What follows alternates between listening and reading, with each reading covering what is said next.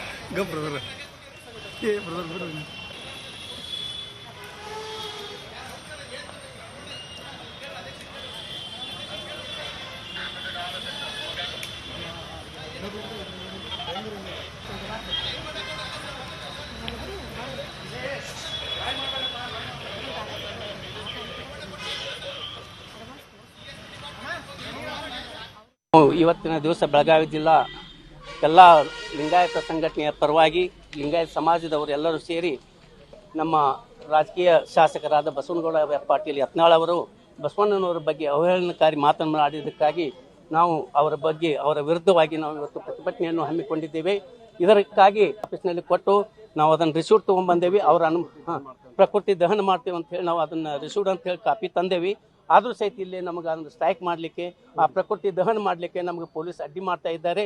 ಅದಕ್ಕೆ ದಯವಿಟ್ಟು commissioner office ಅವರು ಇದನ್ನು ಎಚ್ಚೆತ್ತುಕೊಂಡು ಅವರಿಗೆ ಬೇಗನೆ ಅವರಿಗೆ ಕನ್ವೀನಿಯನ್ಸ್ ಮಾಡಿ ತಿಳಿಸ್ಬೇಕಂತ ಹೇಳಿ ನಾನು ಎರಡು ಮಾತುಗಳನ್ನು ಹೇಳ್ತಾ ಇದ್ದೇನೆ. ನಾನು ರಾಷ್ಟ್ರೀಯ ಬಸವದ ಅಧ್ಯಕ್ಷ, ರಾಜ್ಯದ ಉಪಾಧ್ಯಕ್ಷ ಅಶೋಕ್ ಬೆಂಡಿಗೇರಿ ಮಾತನಾಡೋದು.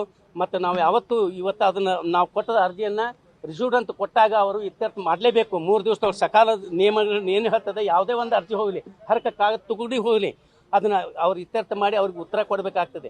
ನೀವೇನು ಪರ್ಮಿಷನ್ ತಂದಿಲ್ಲ, ಇದನ್ನು ತಂದಿಲ್ಲ ಅಂತೇಳಿ ಕೆಳದರ್ಜೆ ಆಫೀಸ್ದವ್ರು ಮಾತಾಡಿದ್ರೆ ಮೇಲಿನವ್ರು ತಿಳಿಸಿ ಕೊಟ್ಟಾಗ ಕೆಳದರ್ಜೆ ಅವ್ರದ್ದು ಏನಿರ್ತೈತಿ ಡ್ಯೂಟಿ ಮಾಡ್ಬೇಕಾಗತ್ತೆ, ಕರ್ತವ್ಯಗಳನ್ನು ಮಾಡ್ಬೇಕಾಗತ್ತೆ.